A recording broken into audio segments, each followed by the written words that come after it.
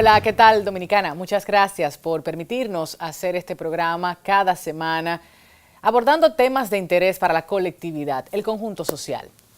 República Dominicana registra en los últimos años un aumento desbordado de violencia en sentido general. Esto al punto que se han encendido las alarmas de las instituciones del orden interior y las encargadas de impartir justicia, cuyas autoridades llaman a resolver los conflictos mediante el diálogo.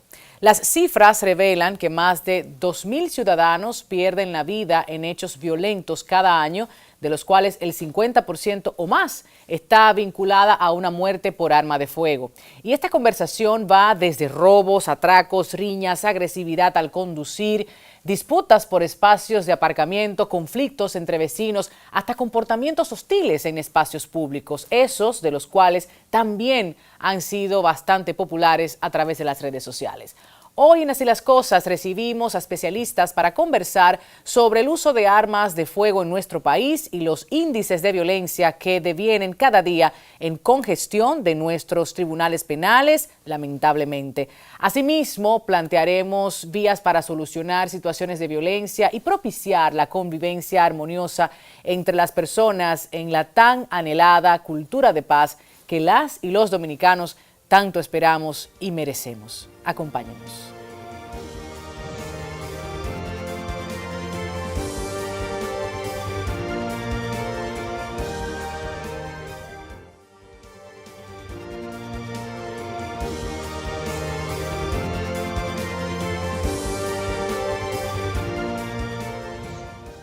De regreso, hoy conversamos sobre violencia, uso de armas y cultura de paz. Para nadie es un secreto que los niveles de violencia alcanzados en nuestro país sorprenden y mantienen en estado de preocupación a la sociedad dominicana. Es por esto que decidimos traer la conversación a nuestro espacio y para ello recibimos a nuestro conocido Daniel Pou, politólogo, especialista en políticas públicas de seguridad ciudadana y consultor independiente, y a la compañera Orlidi Hinoa, quien es abogada feminista con especialidad en derechos humanos y justicia penal, miembro de la campaña Armas Bajo Control, así como del Comité de América Latina y el Caribe para la defensa de los derechos de las mujeres, CLADEM, en República Dominicana. Bienvenida, Orlidi. Gracias. Bienvenido, Pou. Buenas. ¿Cómo están? Qué bueno que repiten en Así las Cosas, hablando de un tema importante, interesante y del cual muchas personas pudieran hacer algo, si se informan. Hablemos de cantidad de armas, hablemos de cómo está el nivel de violencia medido por diferentes instituciones en República Dominicana y de dónde nace todo esto, quizás entendiéndolo un poquito desde el aspecto social. Pou, vamos a empezar con usted. Sí. Mira, en República Dominicana se han hecho muy pocos trabajos sobre el tema de las armas, la cantidad de armas que hay en las calles de República Dominicana. Lo que sí es una realidad es que más del 60% de los homicidios que se cometen en República Dominicana se cometen con armas de fuego. Y no tan solo eso, sino que la mayoría de las armas de fuego que están involucradas en esos homicidios son armas con permiso legal o que han tenido en algún momento su origen legal. O sea, estamos hablando de armas robadas, armas prestadas, armas distraídas incluso de las propias instituciones del Estado. Entonces, el tema es grave. El único estudio así sistemático, no sé si Orlili tiene alguna otra información, se realizó hará unos 10 años, que fue el estudio que hizo Flatso. A nivel de todo el continente, a mí me correspondió hacer el estudio del Caribe, de la subregión del Caribe. En esa oportunidad, nosotros, pues a pesar de todos los obstáculos que se nos pusieron, porque las autoridades no querían que se transparentara la cantidad de armas que habían en las calles, nosotros contra viento y marea, pues de noche nos íbamos a observar los registros que hacían las autoridades, sobre todo de vehículos. Y a la verdad que era asombrosa la cantidad de armas que por diferentes procedencias caían en la ilegalidad y que estaban en manos de ciudadanos, incluso muchos de ellos con vínculos políticos. Una de las principales procedencias de armas ilegales eran las famosas armas que se distribuían entre funcionarios con el famoso formulario 25, que nunca regresaban a los arsenales de las instituciones del Estado. Esas armas pues iban pasando a veces hasta manos de nietos de esos ex funcionarios, diputados, senadores. Habían armas incluso que se habían asignado en tiempos de Balaguer. Pero y estaban rodando ahí en la familia todavía. Y estaban rodando, bueno, algunas en la familia, otros en manos de terceros, porque las habían vendido, producto de algún momento de estrechez económica o que no le interesaba portar el arma. ¿Por qué no medir estas cosas, Orlidi? Porque a qué grupo de personas no conviene, por lo menos para tener un control interno, ¿no? A nivel institucional, de qué cantidad, qué uso, inclusive lo que preguntábamos antes de iniciar el programa, el perfil de las personas que pueden adquirir un arma. Es que las armas de fuego son un buen negocio, y no solamente aquí, a nivel mundial. Mira lo que pasa en Estados Unidos, que todavía no se pueden implementar políticas para regular mejor la proliferación de armas. Desde mi punto de vista, el principal problema de seguridad ciudadana en República Dominicana tiene que ver con la proliferación de armas de fuego. Ese es el tema 1A. Si no encaramos el control de armas, no vamos a disminuir las muertes violentas, porque hay una relación directa. Bueno, es que 60% apunta a Pou. Durante años, excúsame, Lili, la cifra era fija, ¿sí? Todos los años, ¿sí? 64, 66. O sea, luego de los accidentes de tránsito, las armas de fuego son la principal causa de muerte violenta en República Dominicana. Es que esa es la principal causa de muerte violenta, y contrario a lo que pudieran pensar muchas personas, estas muertes no se dan producto de actos delincuenciales, sino que se dan en el marco de conflictos interpersonales. Un pleito por un parqueo, un pleito en un colmadón, porque aquí la tasa de posesión de armas también es muy elevada. Casi todas las personas tienen armas de fuego y la portan en lugares públicos. Claro, porque, por ejemplo, ustedes hablaban de Estados Unidos, tenemos un dato aquí, el número de armas de fuego en manos de civiles en Estados Unidos es aproximadamente de 1 por persona. Cuando vemos los videos en redes sociales lo criticamos, sin embargo es similar la realidad dominicana. Sí, es bastante similar. Diciendo. De acuerdo a Interior y Policía, las armas legalmente registradas, y estos son datos viejos, ahí Daniel tal vez pudiera ayudarme, eran 268,000 y algo, no llegaban a 300,000, pero ellos estimaban que las que están en condición de ilegalidad son casi el triple, es decir, que estamos hablando de más de 1 millón de armas de fuego en circulación. Y en exhibición, como dices tú. Ilegales. Y ahí hay que incluir también el tema de los feminicidios. La mitad de los feminicidios en República Dominicana se cometen con armas de fuego. ¿Y la vinculación de policías, expolicías, militares y exmilitares? La gran mayoría también son policías activos e inactivos. Yo en el 2010 pude hacer un estudio en la Unidad de Atención a Víctimas de Violencia de la Rómulo Betancourt, precisamente para ver cuál era la incidencia de las armas de fuego en el ciclo de la violencia, porque usualmente nos enfocamos en los feminicidios cuando la mujer muere. Claro. Sin embargo, el arma de fuego tiene toda una simbología de poder y de control.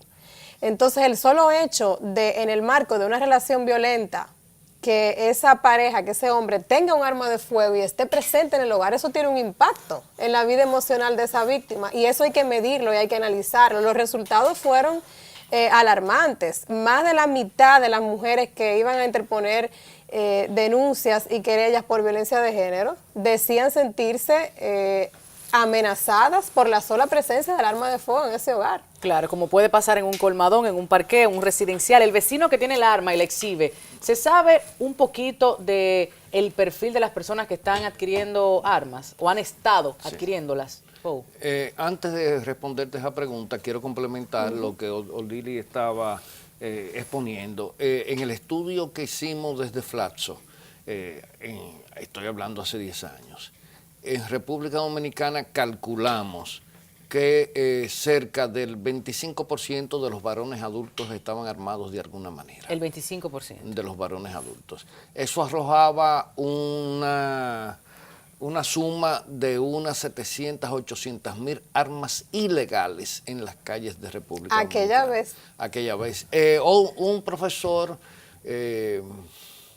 Edilberto Cabral, que fue rector de la Universidad de Santo Domingo, y su señora esposa, hicieron un estudio la cifra le quedó ligeramente un poco más baja que la nuestra, un 20% más baja, pero también se encontraba por encima del 500.000 de armas ilegales en las calles de República Dominicana. También comentaba usted, Pou, que las mujeres se han estado armando de igual forma.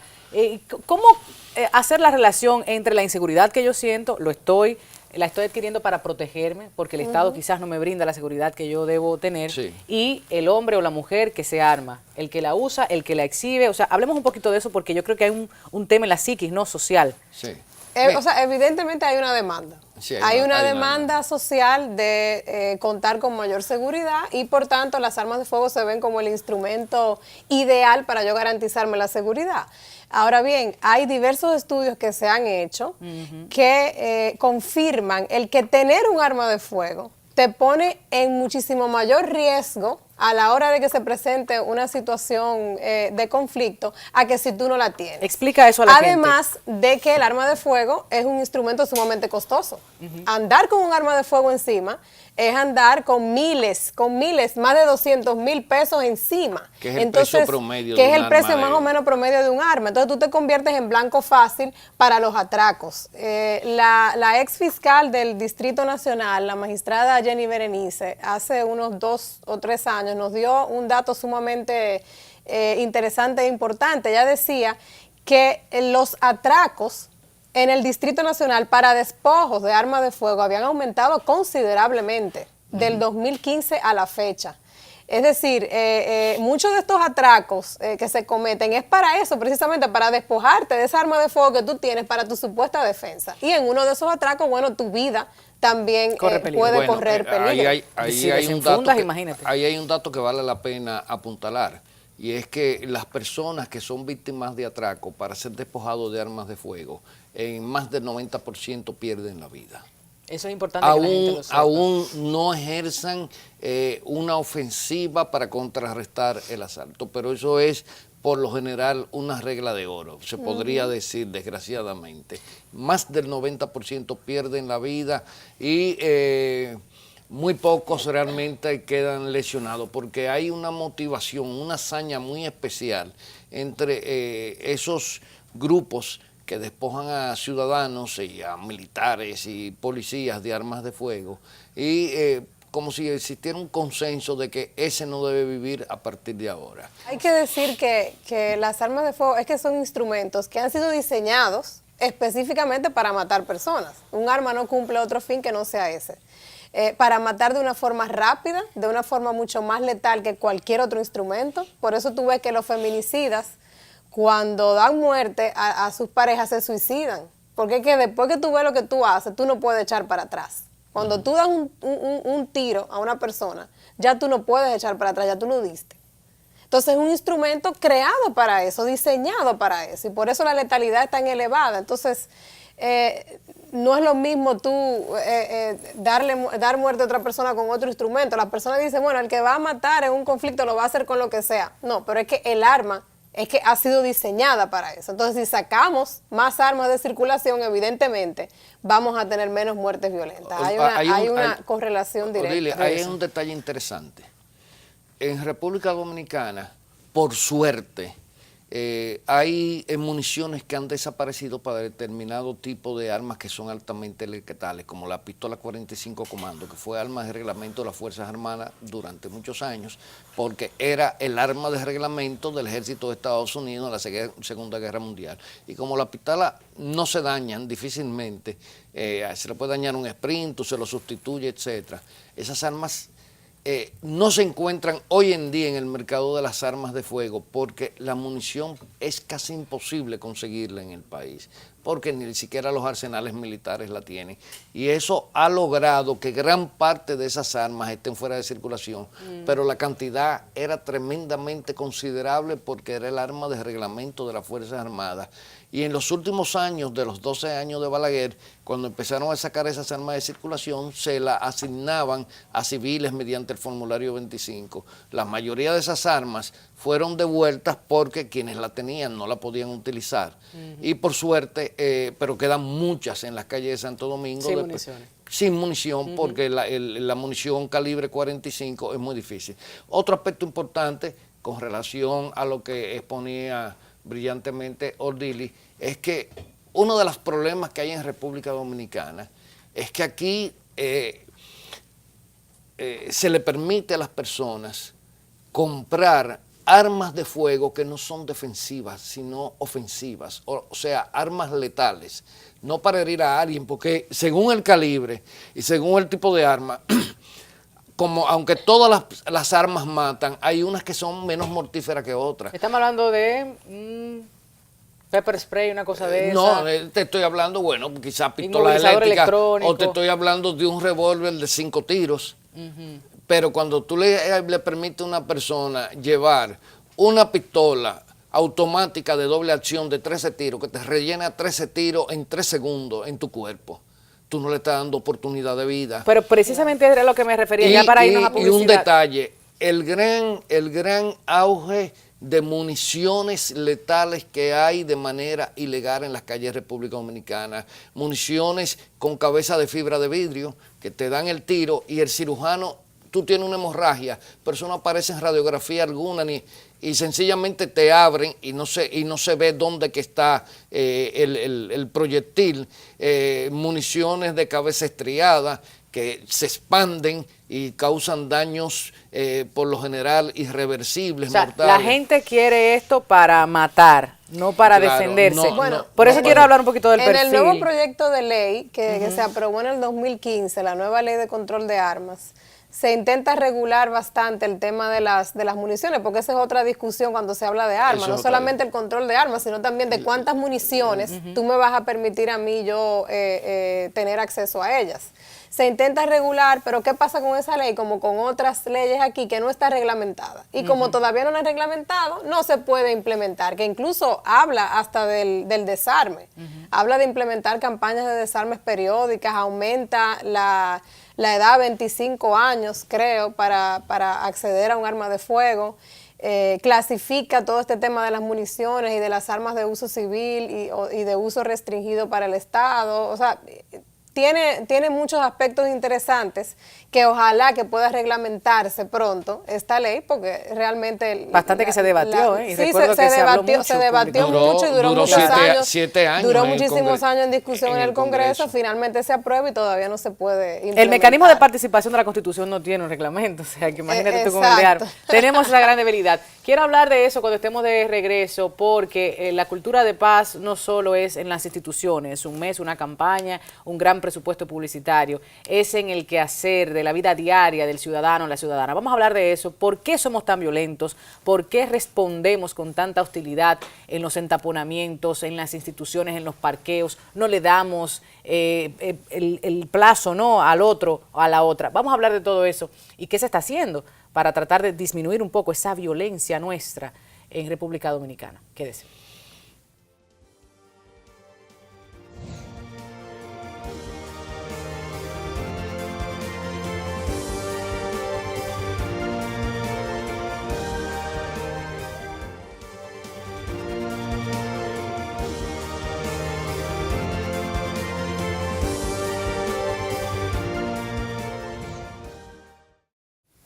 Estamos de regreso y consciente de la realidad en la que actualmente vivimos, el Ministerio Público en su Plan Estratégico 2015-2019 ha definido e incorporado dentro del eje estratégico de lucha contra la criminalidad como estrategia de abordaje un plan para la prevención de conflictos orientado a reducir la ocurrencia de hechos que puedan convertirse en una infracción a la ley penal mediante la puesta en marcha de un conjunto de servicios, programas, estrategias y acciones destinados a favorecer la prevención y gestión efectiva de las diversas situaciones conflictivas en la ciudadanía, que han de ser impulsados por el Sistema Nacional de Resolución de Conflictos, SINAREC. Hoy tenemos el placer de recibir a su director nacional, el licenciado Ángel Gomera. Bienvenido. Encantadísimo, Tatiana, contento de compartir este espacio con Lidy y también con nuestro querido, que es un profesor. Así es. Nuestro profesor, yo me considero un discípulo, nuestro apreciado Daniel. Qué bueno que se integra. Pues ya usted escuchó parte de la conversación que sostuvimos anteriormente, muchos problemas, muchas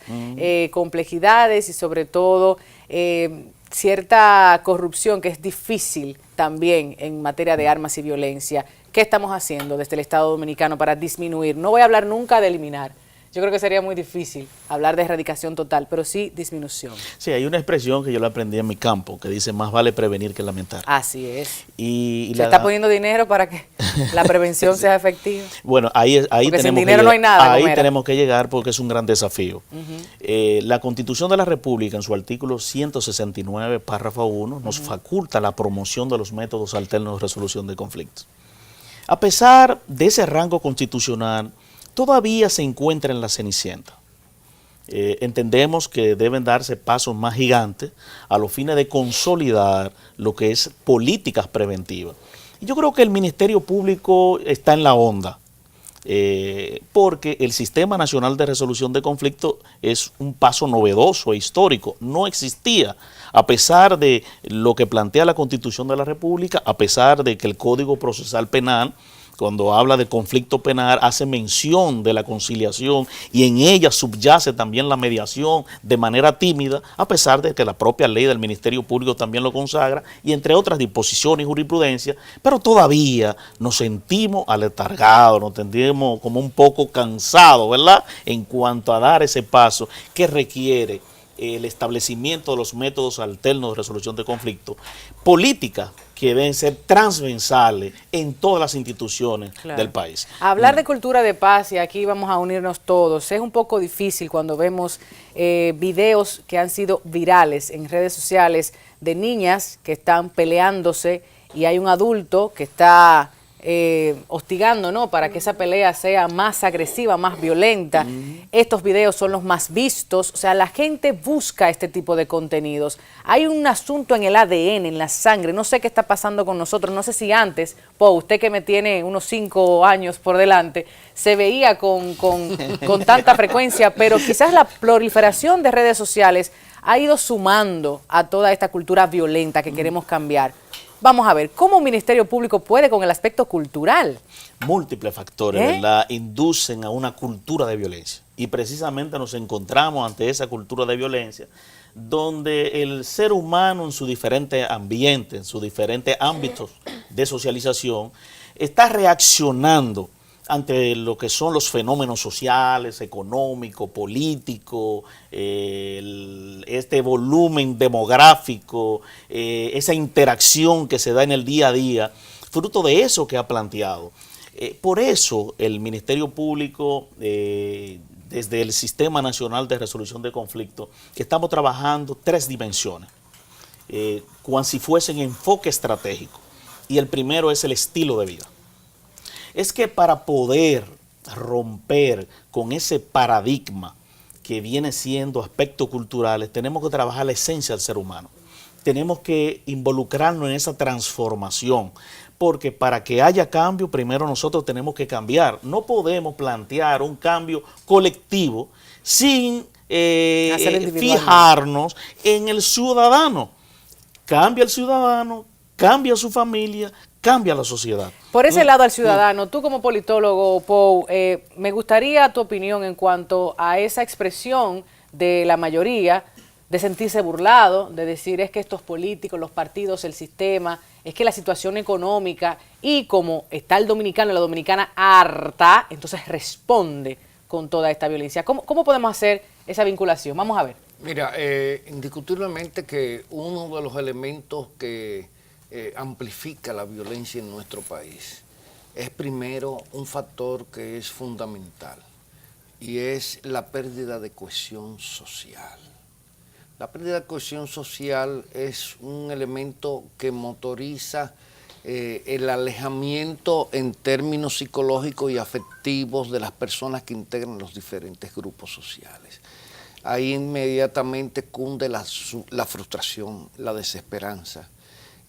No hay expectativas por problemas que ha tenido el Estado Dominicano producto de su propia gestión, un tema que estuve trabajando anoche hasta altas horas de la noche, como un Estado que se convierta en el epicentro, ¿verdad?, de la agenda del ciudadano.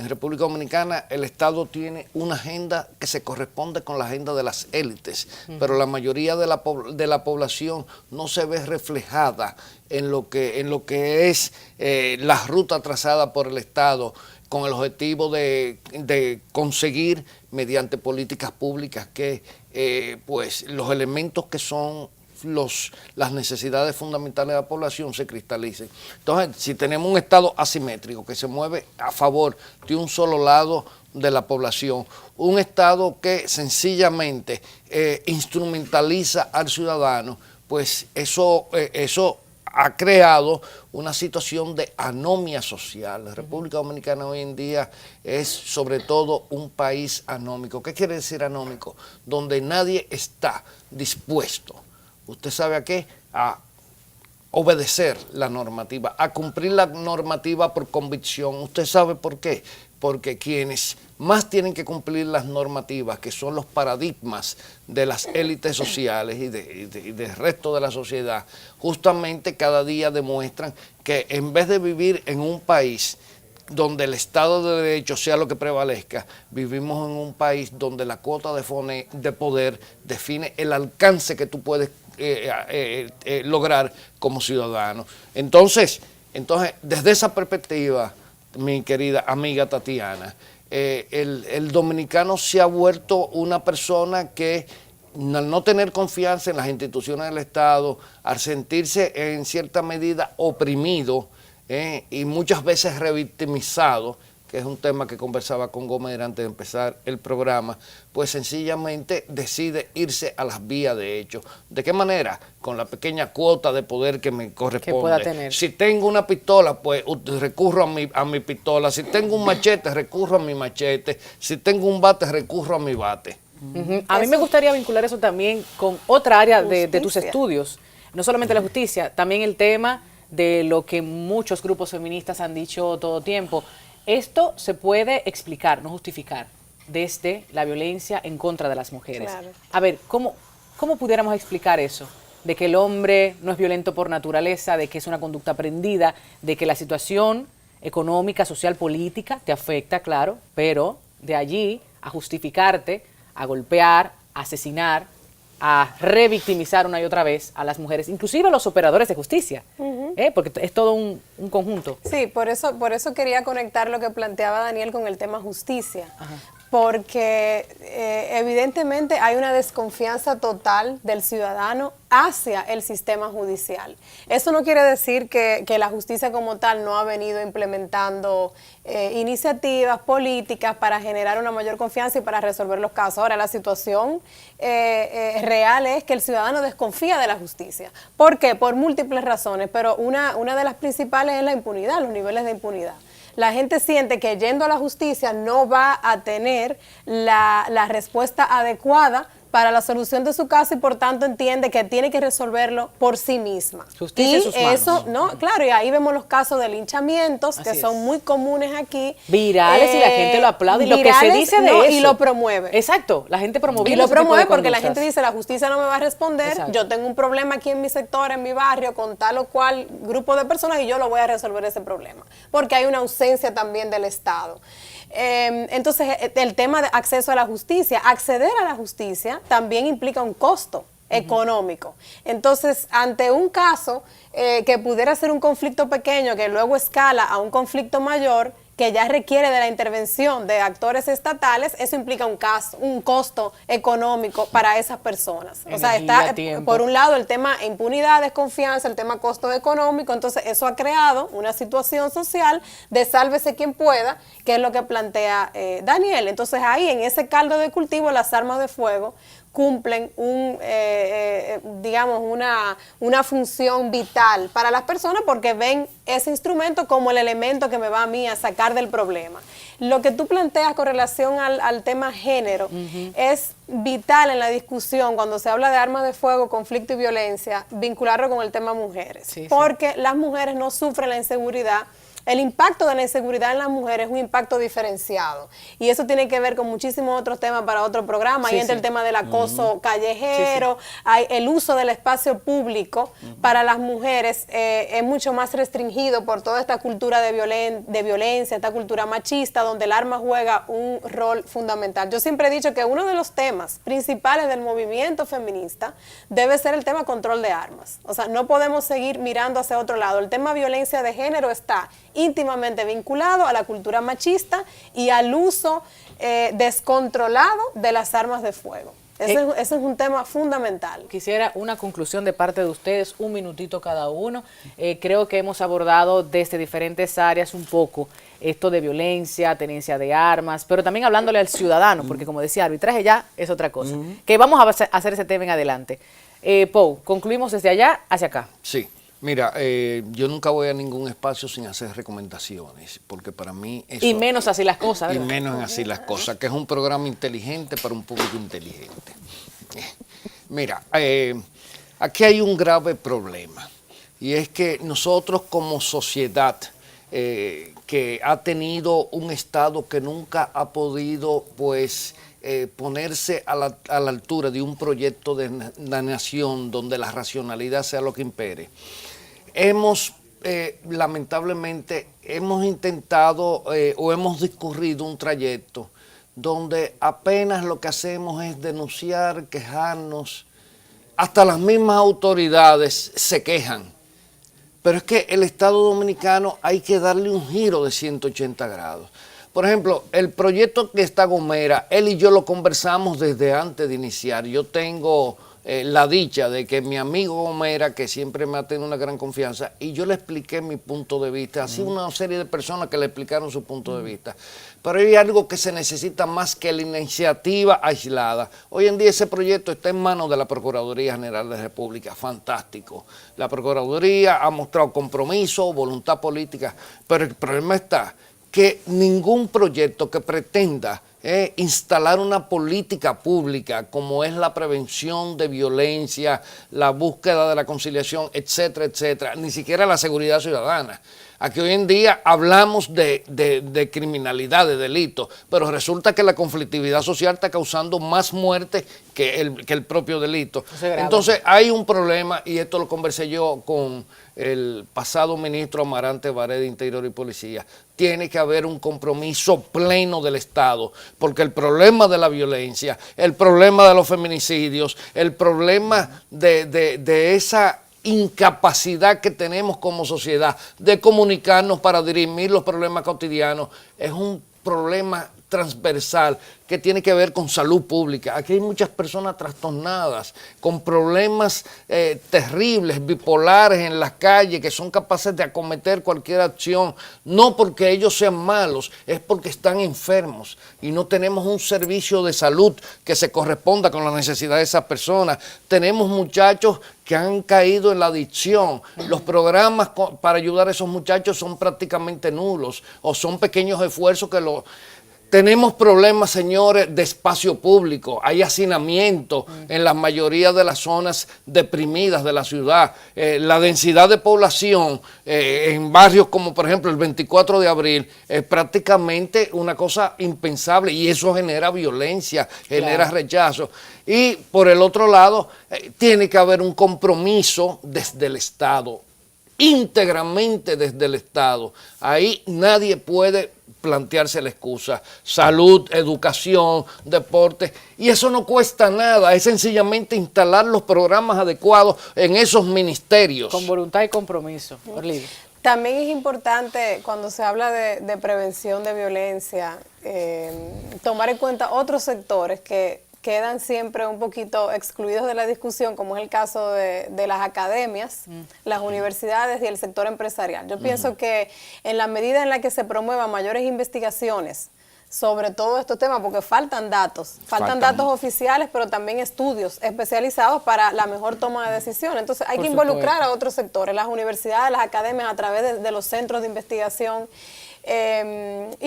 Por otro lado, que no quiero volver a repetirlo, el tema de inseguridad tiene que ver bastante con el tema control de armas. Ya aquí se ha discutido ese tema ya con todos los datos, hasta que no se enfrente el problema control de armas, con campañas paulatinas y a largo plazo de desarme, no vamos a disminuir los números. Claro, en el ejercicio. A propósito de la academia, que se le dé acceso, puerta abierta, a acceso a esos datos que También, estén ahí presentes. claro, y que se produzcan investigaciones. Bueno, asumiendo... No agarrando cosas, de que no, esto no, esto sí. Asumiendo la necesidad de construir, ¿verdad? Ese compromiso colectivo e individual del cual precisaba Daniel, y del cual nosotros también estamos de acuerdo totalmente. Sí. Creemos que como Estado tenemos que romper con ciertos desafíos, o más bien solucionar ciertos desafíos. El primero, tomando en cuenta la dispersión que existe en cuanto a la implementación de los métodos alternos de resolución de conflictos, es necesario ya una ley de resolución alternativa de conflicto, como lo tienen otros países como España, como Argentina, como Colombia, que es un modelo que ha precisado el establecimiento de los métodos de manera transversal. También otro desafío son los recursos necesarios que debemos tener a los fines de consolidar, que no se vea solamente como una iniciativa, ¿verdad?, que nació más, sino ya como algo de política pública permanente. El otro desafío es que el mediador del conflicto, la figura del mediador del conflicto, sea operador del sistema judicial. Eso se hace necesario.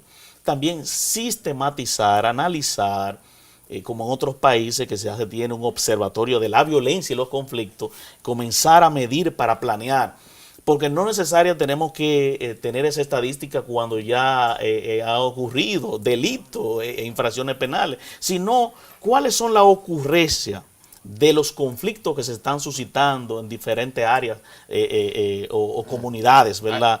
Escúchame, Gomera, hay que construir modelos predictivos. Exactamente, modelos predictivos. Y algo importante, que me hiciste una pregunta y no fue que la deseché, creo que es necesario fortalecer el papel, el rol, familia, aula, sociedad. Eso es importantísimo.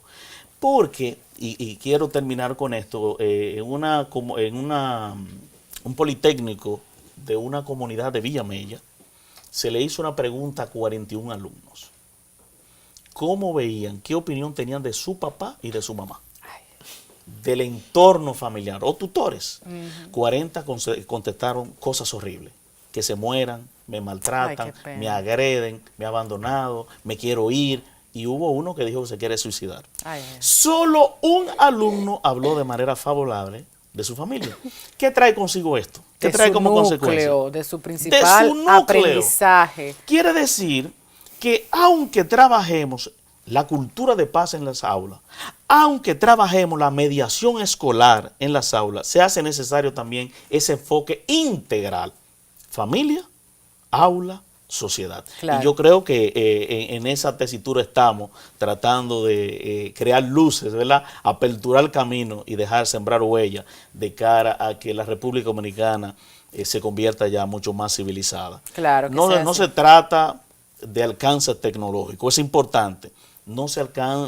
Es importante también tener equilibrio económico, es muy bueno. Sí. Es importante fortalecer la democracia, pero cuando vemos que estadística con respecto a homicidio por convivencia se está elevando, eso tiene que ser de preocupación. Claro, una alerta. Porque ya en un momento dado tú también puedes estar amenazado. Claro, eres parte del problema y no queremos que sea así, sino de la solución. Licenciado Ángel Gomera, gracias Daniel Pou, muchísimas gracias a Orlidio e Inoa por acompañarnos. Nos quedamos sin tiempo. Nosotros nos vamos a la publicidad y hacemos un editorial bien cortito. Al regreso.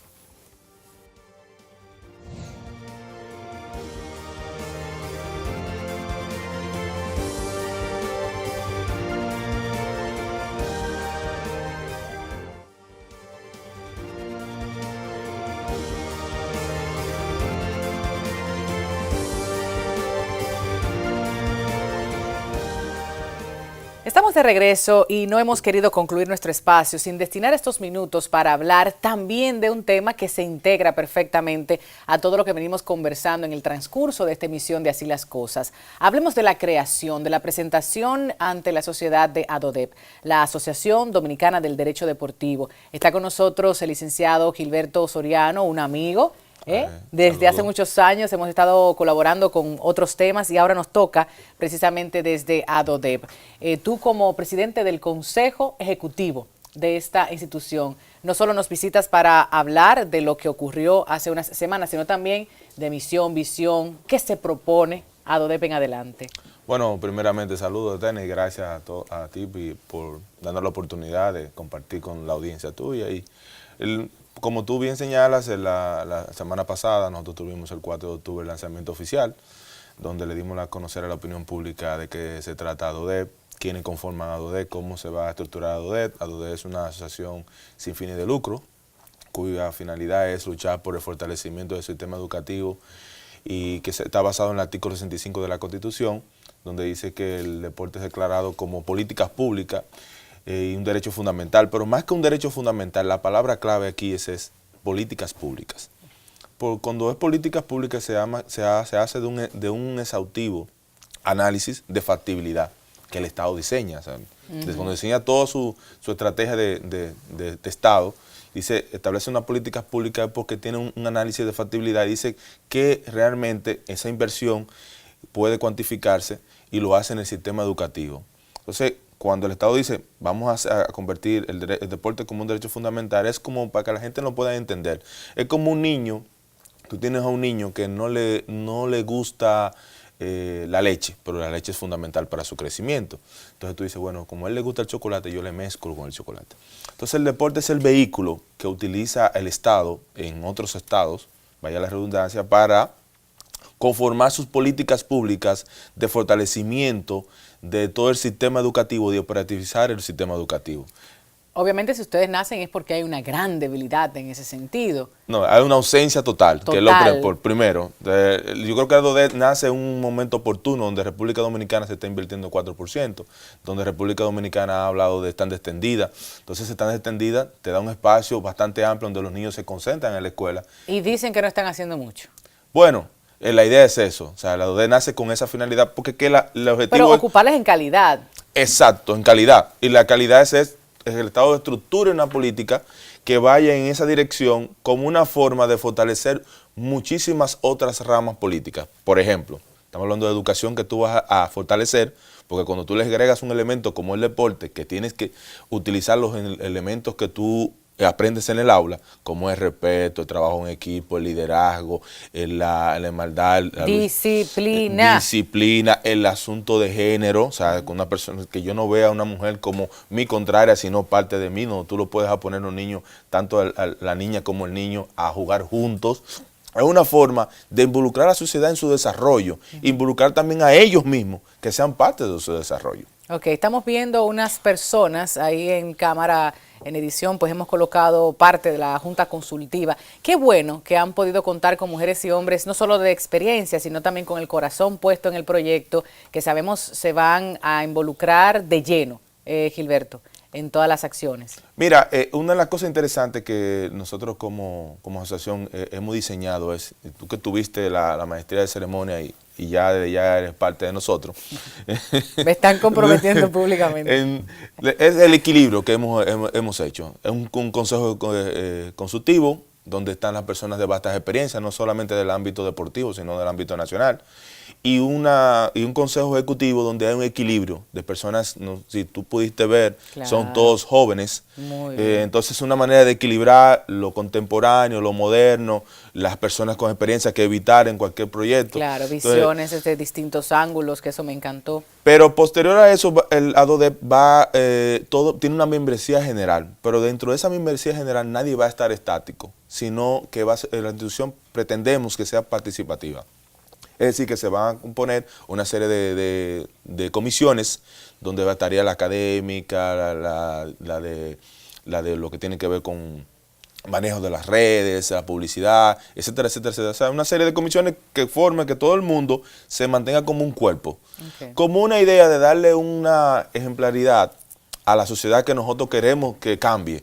O sea, lo que nosotros queremos decir con esto es que el Estado tiene que reordenar su inversión pública. Claro. Porque no es que no se hace inversión pública en el deporte. Estado, y en este caso está el PLD en el gobierno. Me imagino que ya se han concretado algunas reuniones importantes para que esos planes y proyectos empiecen a caminar, porque ADODEP ahora se presentó ante la sociedad, pero ya venía con una serie de planes, de reuniones que ustedes han estado logrando, ¿no? Sí, ya nosotros de hecho hemos estado en un ciclo de reuniones con el presidente. Dime de la apertura.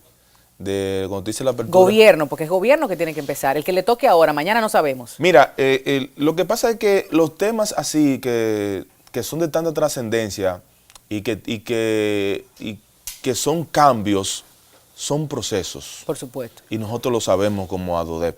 No podemos pretender que mañana el gobierno o las autoridades que estén de turno, que son actores del momento, porque eso hay que entenderlo, Sí, nosotros como asociación estamos conscientes de que somos cada uno de los componentes que están en el estamento estatal son actores del momento.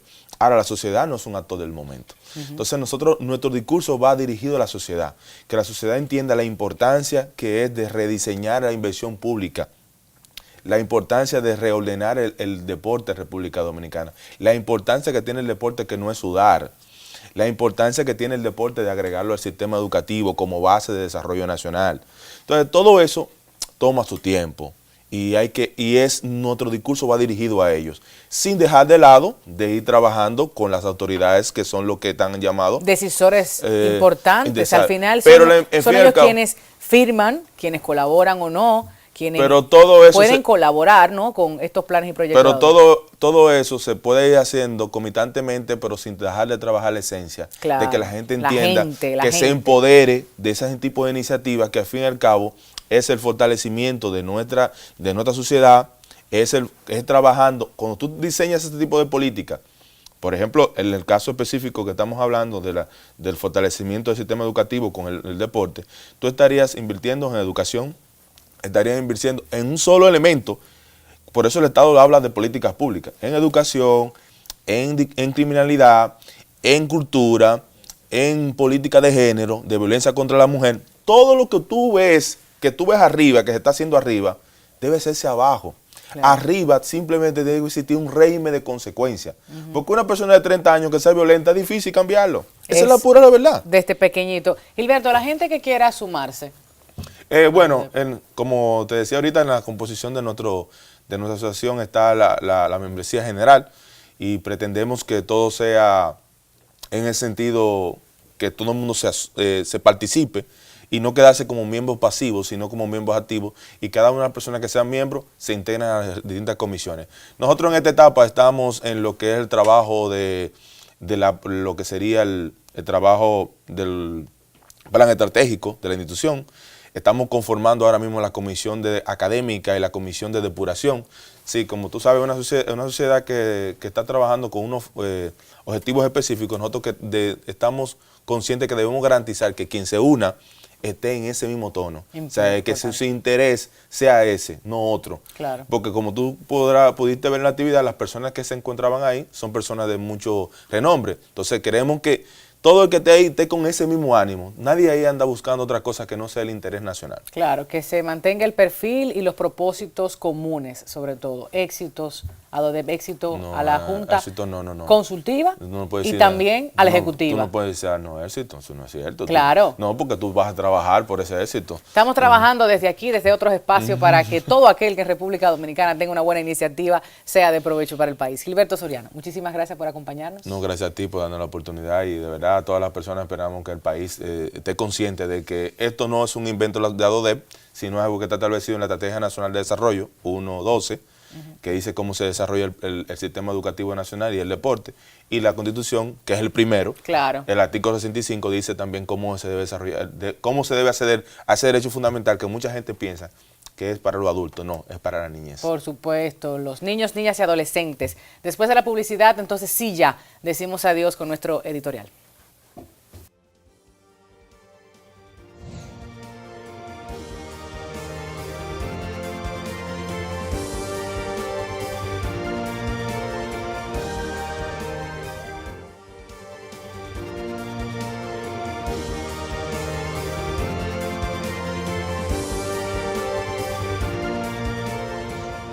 Y así llegamos al final de esta entrega, haciendo un llamado al Estado, primero, a ustedes, nosotros, todos, todas, los tomadores de decisiones, para invertir tiempo y recursos en una educación que contemple una cultura de paz. Saludamos, por supuesto, la creación de la Dirección General del Sistema Nacional de Resolución de Conflictos, el SINAREC, decisión que constituye un paso de avance histórico y trascendental en el diseño y puesta en ejecución de las políticas preventivas, pues apoyamos el desarrollo de estas políticas públicas enfocadas en la resolución alterna de conflictos. Finalmente, a usted, ciudadana, ciudadano, que nos permite hablarles y aportar a la construcción de una mejor sociedad, recuerde que este es un esfuerzo de cada uno de nosotros. Podemos contribuir de manera directa a la reducción de la violencia, el descongestionamiento de los tribunales y del sistema carcelario si fomentamos el diálogo, una convivencia armoniosa sentada en la base del respeto mutuo, de amor, de tolerancia, de inteligencia, prudencia, en fin, de paz para todos y todas. Nos merecemos muchísimo más de lo que tenemos y yo sé que podemos hacerlo. Se puede. Gracias por acompañarnos. Recuerde que este programa se emite también a través de Nexo para todo Santiago y el Cibao. A través de este canal a las 5 de la tarde, usted puede ver la retransmisión de Así las Cosas. En las redes sociales, en nuestro canal de YouTube, Comunicación Integral Dominicana, y los usuarios de Instagram, Facebook y Twitter, Así las Cosas TV. Hasta la próxima semana.